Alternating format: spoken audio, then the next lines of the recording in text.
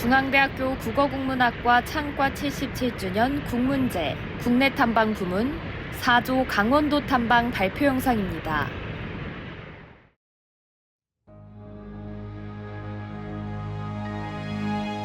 우리 문학사를 빛내는 산문학 중 저자가 여행하면서 보고 듣고 느낀 것을 전해주는 문학을 기행문학이라고 합니다. 우리나라 기행문 중에는 최초의 국내 유람기행문으로 알려진 동행기라는 작품이 있습니다. 동행기는 고려 말기에 살던 저자 임춘이 영남지방에서 강원도 동해안 지역으로 북행하며 감상하고 경험한 것을 기록한 글입니다. 동행기의 문학사적 가치와 뛰어난 작품성을 알게 된 저희는 중앙대학교 국어국문학과의 국내 탐방 지원 사업에 힘입어 작품이 창작되고 900여 년이 지나 동행기의 유람을 재현하기로 했습니다. 동방을 향해 함께 떠난 사람들, 저희는 동행자들입니다. 아침 8시 정각에 학교에서 집 앞에 출발했습니다. 야! 강원도 가자! 노벨문학상 수상자 한강 작가님이십니다. 그러나 얼마 안 되어 고려의 임춘이 알지 못했을 상황을 마주하게 되었는데요. 바로 수도권 교통정체였습니다. 지금 광주 원주 저속도로를 타고 가고 있습니다. 교통 때문에 다소 지연이 됐지만 마침내 혼잡에서 벗어났고 저희의 속도와 사기도 높아졌습니다. 아파트 기다리던 너의 아파트. 휴게소에 들어와선 정말 서울에서 벗어났음을 실감했습니다. 양평. 고속도로에서 빠져 남쪽으로 가다 보니 길이 좁아지고 풍경이 푸르러지기 시작했습니다. 저희의 첫 목적지인 중령은 경북 영주시와 충북 단양군 사이에 있는 고개로 동행기에서 제일 먼저 나오는 지명입니다. 저희는 중령 휴게소 옆에 있는 표석에서 기념사진을 찍고 다음 장소로 이동했습니다.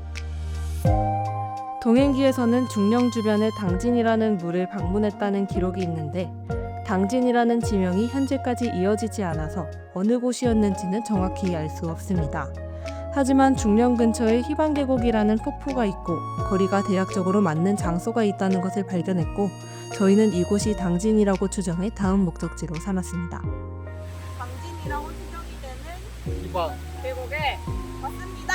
와! 중령에서 서쪽으로 20여 리를 가면 당진이라는 물이 있다. 아래에는 자갈이 많은데 모양이 모두 둥글고 반질반질하며 푸른 빛이 난다. 좌우편은 모두 어마어마하게 깎아 세운 듯 산이 솟아서 만길이나 될 듯한데 붉은 바탕에 푸른 채색을 올린 것처럼 보인다. 이러한 것은 그 대략만을 적었을 뿐이요 그 기묘하고 수려한 점은 무어라 형언할 수가 없다.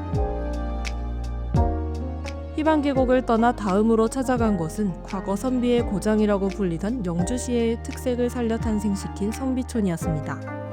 선비촌은 조선시대 선비들이 거닐던 옛 저작거리를 그대로 재현해 놓은 관광지로 유명합니다. 선비가에서 선비스러운 점심을 먹고 나서 선비촌 옆에 있는 소수소원을 먼저 관람했습니다. 산과 같은 자연지대가 한옥과 어우러져 고즈넉한 분위기를 자아내는 장소였습니다. 사료관에서 퇴계 이황의 문집을 받고 소수박물관에서 복판 인쇄 체험도 해봤습니다.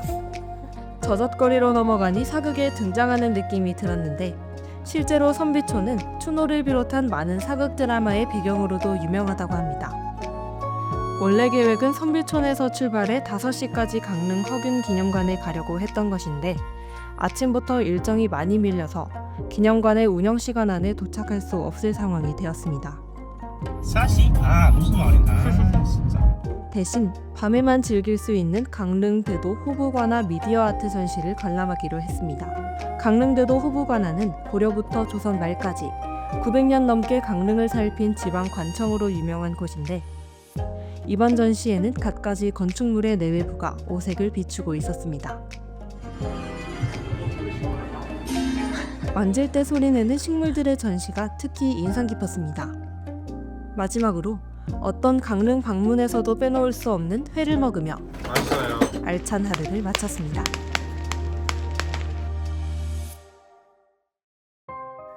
일요일 아침, 저희는 강릉에서 눈을 뜨고 8시 반에 길을 나섰습니다. 안전벨트 체크. 1, 2, 3. 4 번호 끝. 출발합시다. 강릉의 아침 모습을 구경하다가 어제 가보지 못한 허균 허난설원 기념관과 기념공원에 도착했습니다. 최초의 한글 소설 홍길동전을 지은 허균과 최고의 여료문인으로 인정받고 있는 허난설원. 이 두 남매를 기념하기 위한 문학공원은 국문학도의 강원도 답사에서 절대 빼먹을 수 없는 장소였죠. 기념관 옆으로 흐르는 하천을 보고 소나무 숲을 걸으며 허난설원이 어린 시절 이곳에서 뛰어놀며 문학적 감수성을 키웠겠구나 상상할 수 있었습니다. 강릉에서 북행하여 양양군 오봉산에 있는 낙산사를 방문했습니다. 관세음보살이 머무른다는 낙산이 동행기에도 나오는데 여기 통일신라 시대의 사찰이 있습니다. 입장을 하고 올라가 보니 단풍이 참 아름다웠고 어느 순간부터 저 멀리 커다란 불상이 보이기 시작했습니다. 꿈이 이루어지는 길을 따라가며 함께 꿈을 이야기했습니다. 얼마 안 되어 낙산사의 유명한 불상인 해수 관음상이 나왔습니다. 그 뒤로 펼쳐진 것은 아름다운 동해였습니다. 시원한 바람을 느끼고 아름다운 풍경을 보면서 저희는 답사 이틀차의 피로와 걱정을 잠시나마 잊을 수 있었습니다.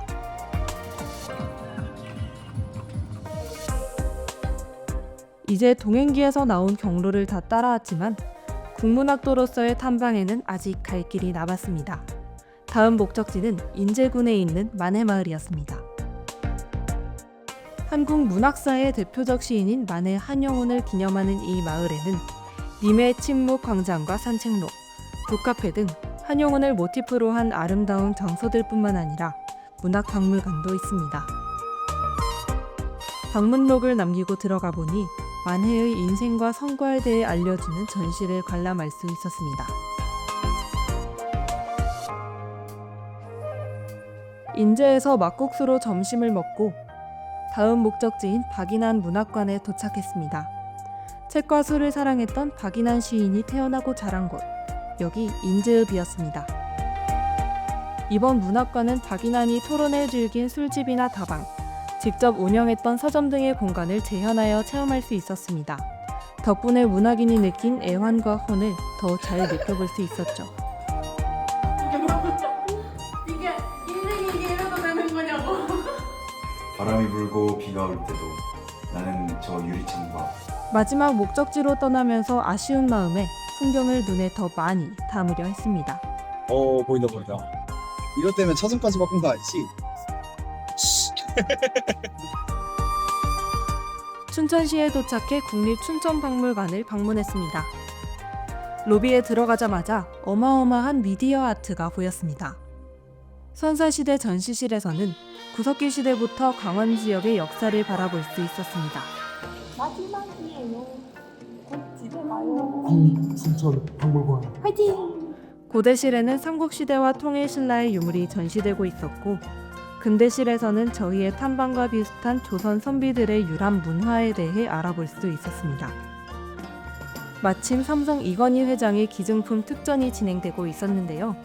전공 수업에서 배웠던 초기 한글 서적을 실제로 보게 되어 반가운 마음이 들었습니다.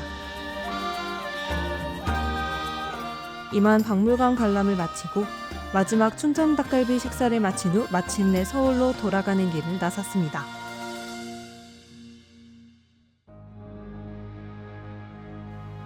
간성에서부터 북쪽은 가보지 못하였다. 세상에서 모든 것을 보지 못하였다. 그러므로 지금 강동에서 구경한 것은 정말 극히 일부분에 불과하다. 무릇 대장부가 널리 돌아다니며 먼 곳으로 구경을 다니어 천하를 휘젓는다면 장차 그 가슴 속에 수려한 기운을 넓히게 되는 것이다. 여기에서 하늘이 나에게 후원 혜택을 베풀어 주셨음을 볼 수 있다. 2024년 10월 박시우 이재시 정은진 황정아는 적는다.